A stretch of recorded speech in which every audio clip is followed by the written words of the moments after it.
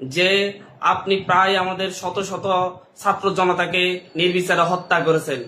আপনি পদত্যাগ করুন, শান্তিপূর্ণভাবে ছাত্র জনতার কাছে ক্ষমতা হস্তান্তর করুন। কিন্তু তিনি ক্ষমতা হস্তান্তরের প্রক্রিয়ায় তো গেলেনই না, তিনি আরো মানুষ হত্যা শুরু করলেন। আজকে তিনি আরো প্রায় 40 থেকে 45 জন ছাত্র জনকে তাকে নির্বিচারে গুলি করে হত্যা করলো। এটা আর মানা যায় না।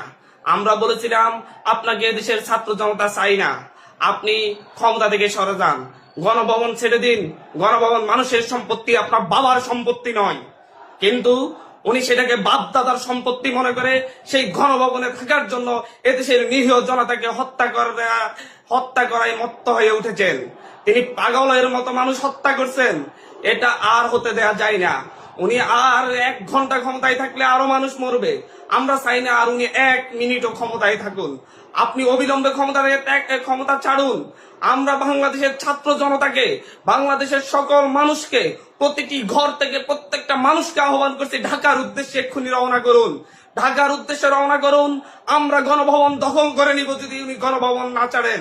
আমরা বাংলাদেশের সংসদ ভবন দখল করে নিব যদি উনি সংসদ ভবন না ছাড়েন।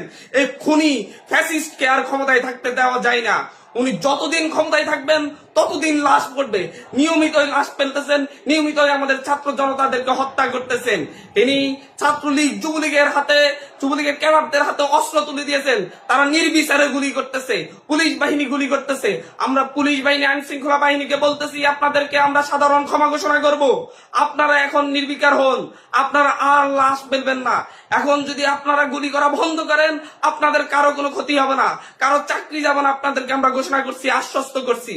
আমরা শেখ হাসিনাকে বলবো, অবিলম্বে গণভবন ছেড়ে দিন, ক্ষমতা ছেড়ে দিন, শান্তিপূর্ণভাবে ক্ষমতা হস্তান্তর করুন।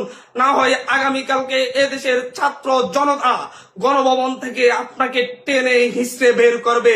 এটা আমাদের দাবি। জীবনের বিনিময়ে হলো এদেশের ছাত্র জনতা আপনাকে ওখান থেকে বের করে আনবে। আপনি সিদ্ধান্ত নিন, আজকে আপনার জন্য সময় আছে। আপনি কি শান্তিপূর্ণভাবে ক্ষমতা হস্তান্তর করবেন, নাকি আপনি গণভবন থেকে স্বৈরাচারের তকমা নিয়ে, ফ্যাসিস্টের তকমা নিয়ে শ্রীলঙ্কার মতো দৌড়ে ফেলাবেন? এটা আপনার জন্য সময় ভেবে দিলাম। আজকে রাতের মধ্যে আপনাকে করুন। বাংলাদেশের প্রতিটি জায়গা থেকে, প্রতিটি আনাচে কানাচে থেকে ছাত্র জনতা প্রত্যেককে তার তার অবস্থান থেকে ঢাকার উদ্দেশ্যে রওনা করার জন্য আহ্বান করলাম। প্রত্যেকে তার জায়গা থেকে এক্ষুনি ঢাকার উদ্দেশ্যে রওনা করুন। ঢাকার রাজপথ প্রকম্পিত করুন। ঢাকায় কোটি কোটি মানুষের সমাগম হবে, কেউ বাসায় থাকবেন না। আমরা বাংলাদেশের মা ভাই বোনদেরকে বলবো, প্রতিটি পরিবার থেকে কমপক্ষে 1 জন মানুষ যেন ঢাকায় আসে। প্রতিটি পরিবার থেকে কমপক্ষে 1 জন মানুষ যেন ঢাকায় আসে। তারা যেন এই বিপ্লবের সাক্ষী হয়। বাংলাদেশের মানুষের প্রতি আহ্বান, এই খুনি ফ্যাসিস্টের বিরুদ্ধে আপনারা ঐক্যবদ্ধভাবে যে লড়াই করেছেন, সেই লড়াইকে কালকে পূর্ণতা দেওয়ার জন্য ঢাকার উদ্দেশ্যে আসুন। যে পারবেন পায়ে হেঁটে, যে পারবেন গাড়িতে, যে পারবেন লোকাল বাসে, যে পারবেন রিক্সায়, প্রত্যেককে তার তার জায়গা থেকে ঢাকার উদ্দেশ্যে চলে আসুন। এবং ঢাকাবাসীকে বলবো, প্রত্যেককে প্রস্তুতি নিন।